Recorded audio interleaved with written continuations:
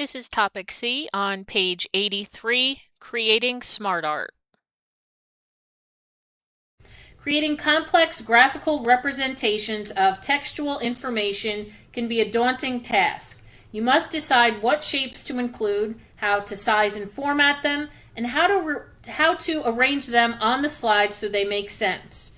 You may know what you would like to communicate, but be unsure of how to say it visually. So how do you go about designing and building your graphic? Luckily, you don't have to do all the work yourself. The Smart Art tools within PowerPoint give you a vast array of options for creating graphics that are well suited to a variety of needs. Understanding how to insert Smart Art into your presentations and how to decide which layout to use will save you countless hours of tedious formatting, not to mention a lot of frustration. So Smart Art graphics are visual representations of textual content that typically represent a process, a cycle, a hierarchy, or a relationship. You can create Smart Art from existing text, or you can build a graphic from scratch. So first I'll show you how to build that Smart Art graphic from scratch.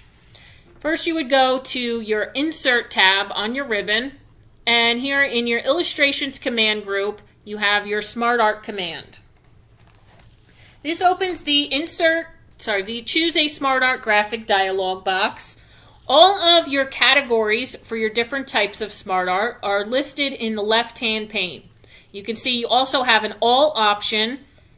In the middle pane will be your different types. So your All option has them separated into sections starting with List. Or you can identify a specific category that you want to work with.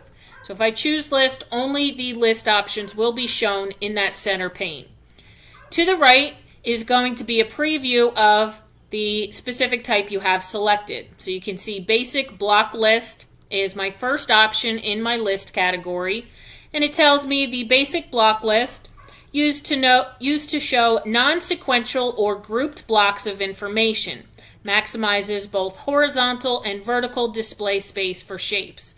So it'll give you a preview of what it would look like and also a description in the far right pane.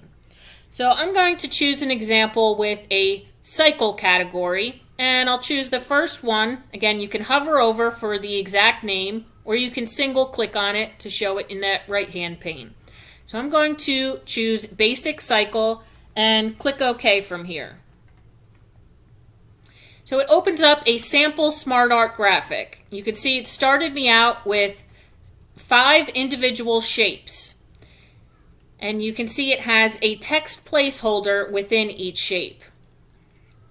I always recommend to all of my students, do not type directly into the shapes. When you're working with multiple levels of text, like kind of a hierarchical structure or an outline type, where you have a level 2 text indented under level 1, maybe like a description of an item or something along those lines, it can become all messed up if you're trying to type it directly in the shape. So to keep it consistent, always use your text pane. And there's 2 ways to open up your text pane. You can see when you have your Smart Art tools, you have your Smart Art graphics selected, that activates your Smart Art Tools contextual tabs, which contains a Design tab and a Format tab. One way to open up your text pane is by going to that Design contextual tab, and in your Create Graphic command group, here we have text pane here. You can see that opens it up to the left. Another way is simply by clicking this little arrow on the left-hand border of my Smart Art graphic. That opens it as well. You can see by default it started out with 5 bullet points. Each bullet point represents a shape in your Smart Art graphic. So I can start typing here. Whatever text I want to use, we'll do reduce.